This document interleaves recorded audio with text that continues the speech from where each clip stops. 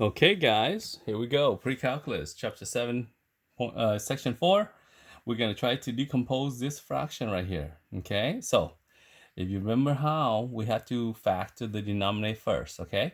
So it looks complicated, but this polynomial, you can factor this by grouping, okay? The first two have x squared in common, okay? So x squared in common, you get x plus 3. The last two have a -7 common. You get x plus 3 again. So that means x squared minus 7 and x plus 3.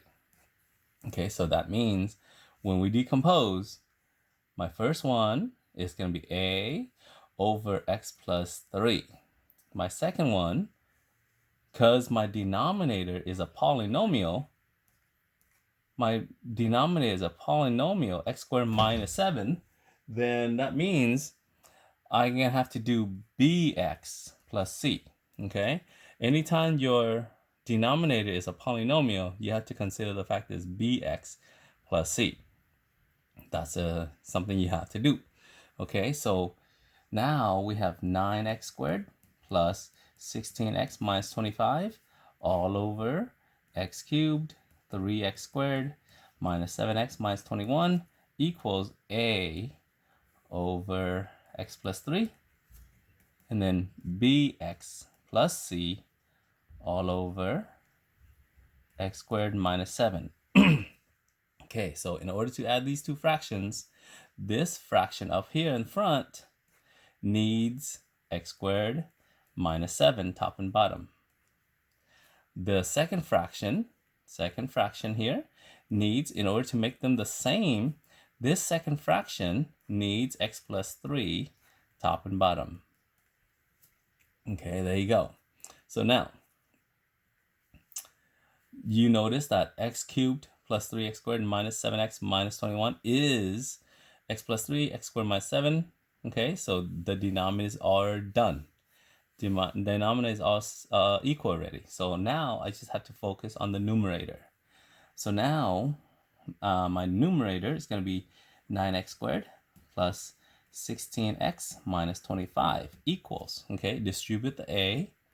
When I distribute a, I get a x squared minus 7a, okay?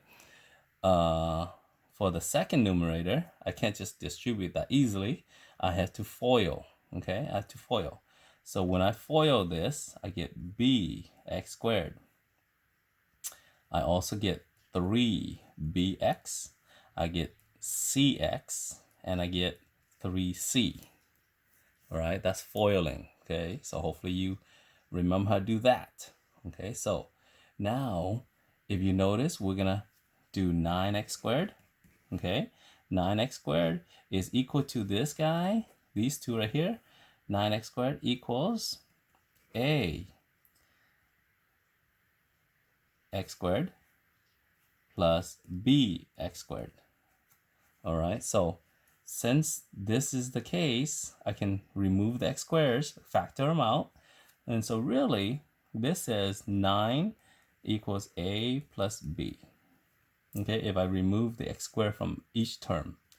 Okay, now, let's see. I have a 16x.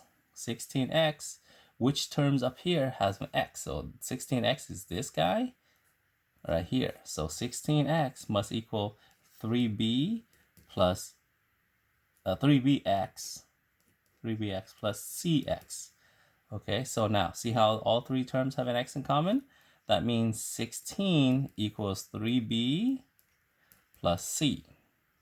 Okay, now the last thing I have is this constant, -25.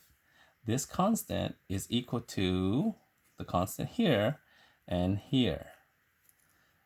-7a plus 3c.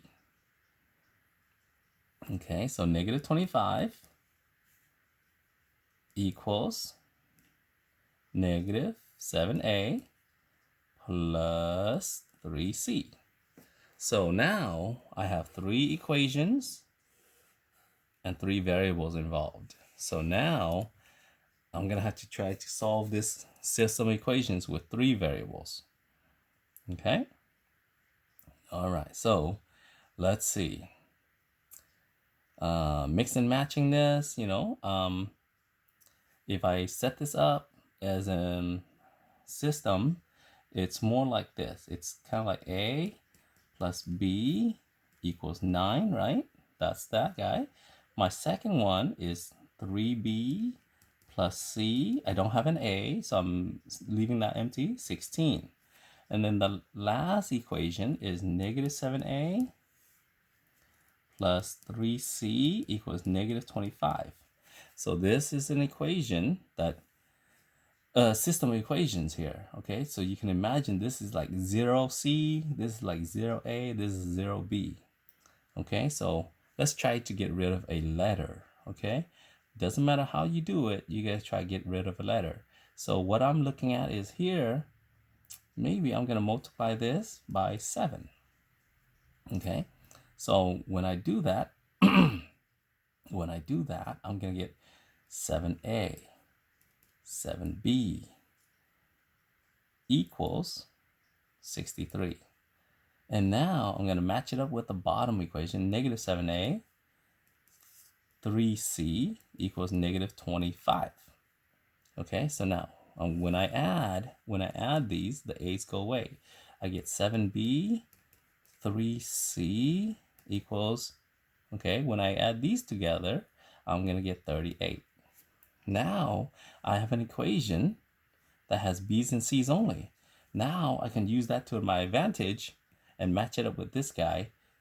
3B plus C equals 16. See, I went from 3 equations with A, B, and C. Now I have 2 equations that I can work with, just B's and C's. Okay, so now focus on this. How do you get rid of either B or C? Easiest way, multiply by negative 3. So 7B plus 3C equals 38. The bottom here is going to be negative 9B, negative 3C, negative 48. So when I add them together, negative 2B, right, equals negative 10. So B is 5. Beautiful. B is 5. So now, plugging into either one of these 3 equations doesn't matter. Since B is 5, look at here. If B is 5, I get A plus 5 equals 9. That tells me A equals 4. So awesome. Now I have A. Well, same thing on the bottom here, the middle equation. B is 5. We just found that. B is 5. So 3 times 5 plus C equals 16. That means C equals 1. There you go. Now I have my equation broken down. I just had to put A, B, and C in the right place. A is 4 over x plus 3. B up here, B is 5x plus 1 over x squared minus 7. There's my decomposed fraction, okay? If I cross multiply these, I will get 9x squared plus 16x minus 25 over x cubed, 3x squared, minus 7x minus 21, okay? I can do a quick check here. If I cross multiply, I get 4x squared minus 28. Quick check here, right? I get, if I FOIL this, okay, I will get grand total of 9x squared plus 16x minus 25. All right, that's a good problem right there. All right, my next kind of problem that's also interesting that you might be interested in is solving a different type. Okay, so now this one, we want to decompose this guy. All right, so what's different about this fraction is that when I break this down, when I factor this, okay, when I factor this, it's x squared, x minus 7. So what that means is, since I have a square, anytime I have a power and multiples here, I have a over x minus 7, okay? But see, this is an x squared. So anytime I have an item that has a power on it, then I have to consider the fact that I could have an x only, and I could have an x squared. So I have to do b over x and c over x squared. Okay?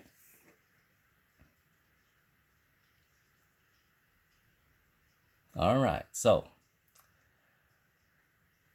let's see here. So let's do 9x squared minus 19x minus 63 over x cubed minus 7x squared equals a over x minus 7 b over x c over x squared. Okay, now how do we make all three of these denominators the same? Okay, easily by multiplying this guy. How do you make these three equations, these three denominators become the original? What does this guy need? Okay, this right here, x minus 7, needs an x squared, top and bottom. How do you make this fraction become this denominator? Okay, how does it make x become here? So you need to multiply this by x and x minus 7. That's top and bottom, x minus 7. I have an x squared. How do I get an x squared to become this denominator? So I'm going to multiply this by x minus 7, top and bottom, like that. So I end it with 9x squared minus 19x minus 63. Okay, all four of my denominators are the same, so I'm going to ignore it. Okay, so this equals ax squared. Distribute this, I get bx squared minus 7bx plus cx minus 7c. Okay, so 9x squared equals the squares here. Ax squared plus bx squared. That means 9 equals a plus b. All right, now that's this guy. Next, I'm going to do the x's. Negative 19x equals, let's see here, over here, negative 7bx plus cx. So if I remove the x's from each term, I get negative 19 equals negative 7b plus c.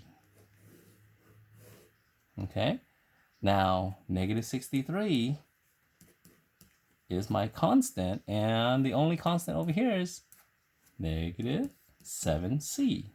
Oh, that's kind of nice. There's only one variable. This automatically tells me that c equals 9. Beautiful. Well, c is 9. I can plug it into here. Since c is 9, negative 19 equals negative 7b plus 9. Okay, bring the 9 over. I get negative 28 equals negative 7b. That tells me b equals 4. And since b is 4, I can plug it into this equation up here. All right, that says 9 equals a plus b, which is 4. So that means a equals 5. All right, so now plugging it back to the top equation, I get 5 over x minus 7, 4 over x, and 9 over x squared. Okay, so this is the decomposed fractions, okay, of 9x squared minus 19x minus 63 over x cubed minus 7x squared. Okay, all righty. Hope you enjoyed that. Have a great day.